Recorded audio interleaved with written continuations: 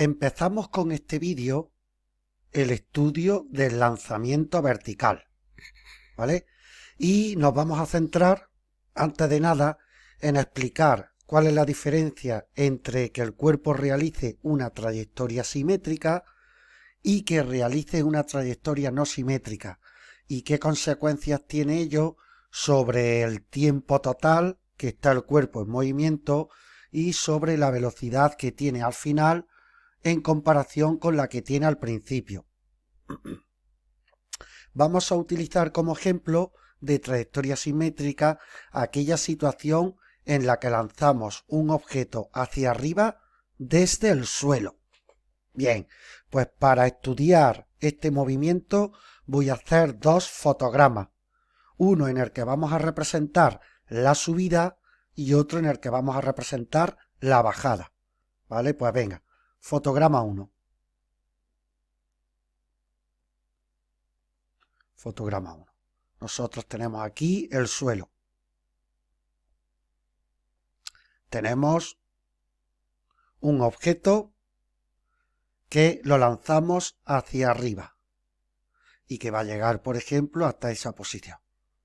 ¿Vale? Pues entonces nosotros sabemos que la posición inicial sería 0 metros.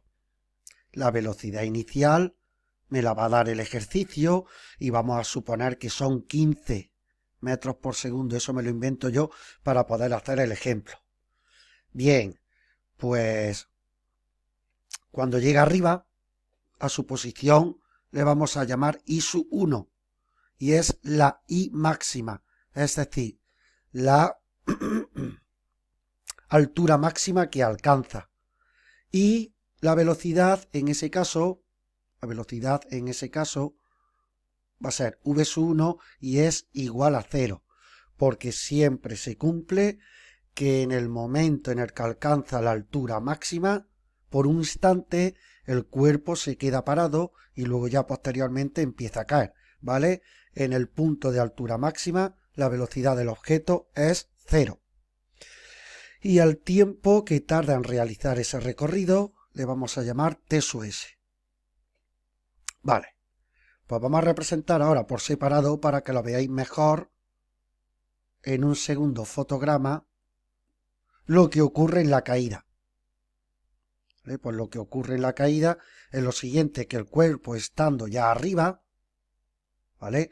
Con una I sub 1, con una altura que llegado a este punto ya está calculada, ya la conocemos, y con una V sub 1, que como acabamos de decir va a ser 0, pues cae regresando al suelo.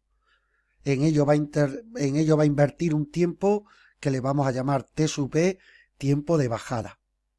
Y cuando regresa al suelo, su posición le vamos a llamar I sub 2, que es igual a 0, y V sub 2, que ahora comentaremos. Pues bien, en este ejemplo tenemos una trayectoria simétrica porque el cuerpo realiza el mismo movimiento hacia arriba que luego hacia abajo.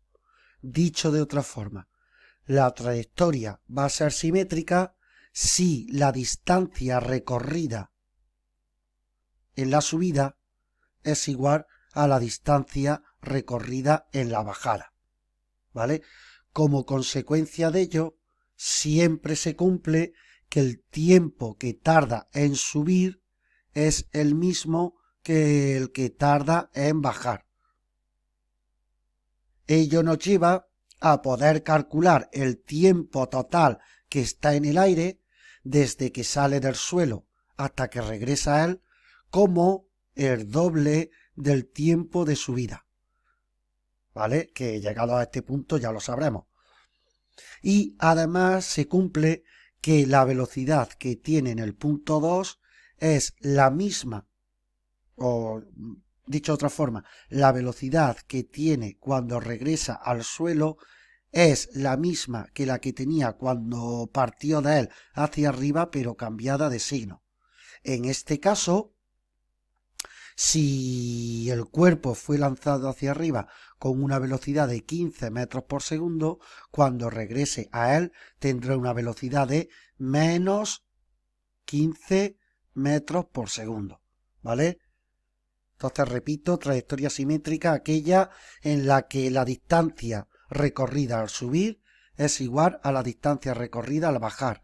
Eso implica que el tiempo de subida y el tiempo de bajada sean iguales y que por tanto podamos calcular el tiempo total multiplicando por 2 el tiempo de subida, que será posiblemente lo primero que tengamos que calcular. Además, la velocidad con la que regresa al suelo es la misma que la velocidad con la que partió de él, pero cambiada de signo. Vale.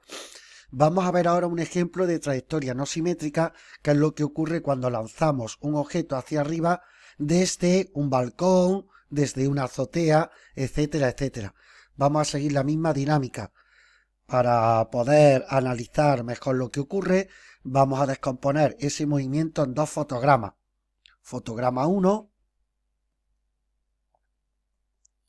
El fotograma 1, pues, vamos a estudiar lo que ocurre en la subida, ¿vale? Tenemos aquí en lo alto de la azotea una persona que lanza esa pelotita o esa piedra hacia arriba. Entonces aquí, ¿qué es lo que ocurre? Pues que la I sub 0 va a ser la que sea, me la voy a inventar, 35 metros, ¿vale? La velocidad inicial, pues no lo sé, va a ser la que sea, me la invento para poder hacer el ejemplo, 20 metros por segundo. Y en este punto, que vamos a llamar I sub 1, alcanza la altura máxima, por eso también se puede llamar I máxima, y no la conocemos de entrada y habrá que calcularla. Lo que sí es cierto es que en ese momento la velocidad que tiene el objeto es igual a 0, porque en el punto de altura máxima la velocidad siempre se anula. En esa subida va a tardar un tiempo que le vamos a llamar T sub S. Bien, pues vamos a analizar ahora en el fotograma 2 la bajada. Lo que ocurre aquí es que desde esa posición, ¿vale? Desde esa posición I sub 1, cuyo valor ya lo habremos calculado, cuyo valor ya lo conocemos, y con una velocidad igual a 0, pues ahora lo que hacemos es cae hasta el suelo.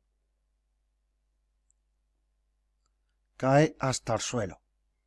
Donde la posición que tenga será 0 y la velocidad que tenga en principio no la conocemos. ¿Vale? En esa caída va a tardar un cierto tiempo que le podemos llamar T sub B, tiempo de bajada. Pues bien, ¿qué es lo que ocurre ahora? Pues lo que ocurre ahora es que, como podemos ver, esta trayectoria no es simétrica porque la distancia que recorre hacia arriba es diferente y en concreto más pequeña que la distancia que recorre hacia abajo. Como consecuencia, ¿vale? Es decir, la distancia recorrida en la subida es distinta de la distancia recorrida en la bajada.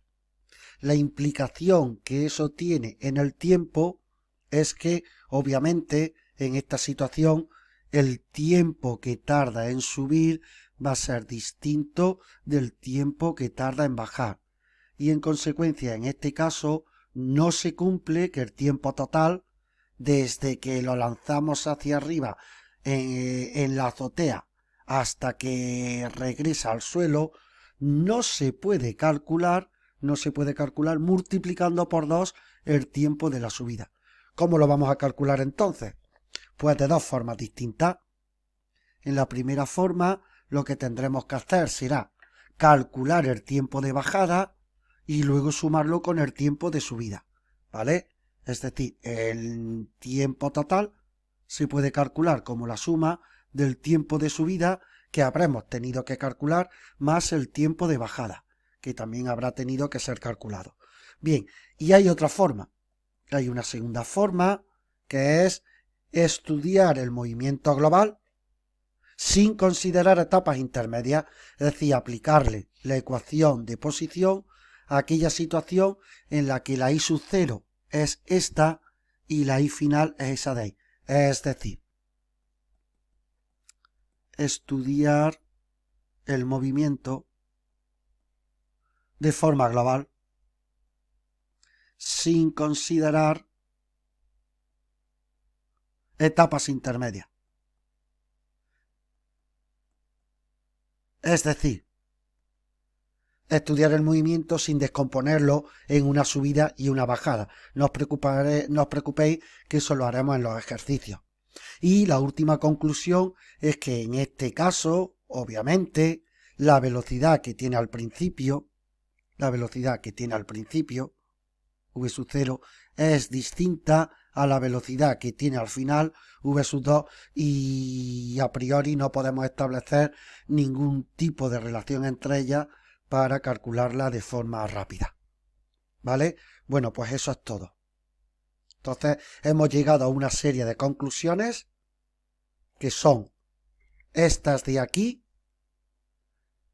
con respecto a trayectoria simétrica y estas otras de aquí con respecto a trayectoria no simétrica, ¿vale? Que luego ya directamente utilizaremos en la resolución de problemas sin que me tenga que parar a demostrarlo como hice en clase, ¿vale?